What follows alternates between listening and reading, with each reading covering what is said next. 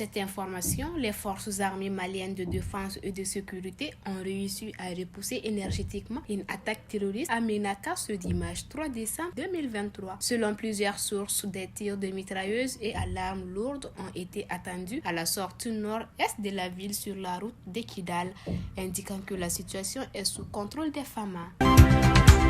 Le colonel Assimi Goïta, président de la transition, a accueilli le samedi 2 décembre 2023 au palais de Koulouba une délégation ministérielle russe. L'objectif de cette visite était d'échanger et de rassurer les autorités maliennes sur l'envoi imminent d'experts russes dans divers secteurs afin d'évaluer les opportunités de renforcement de la coopération entre la Fédération de Russie et la République du Mali.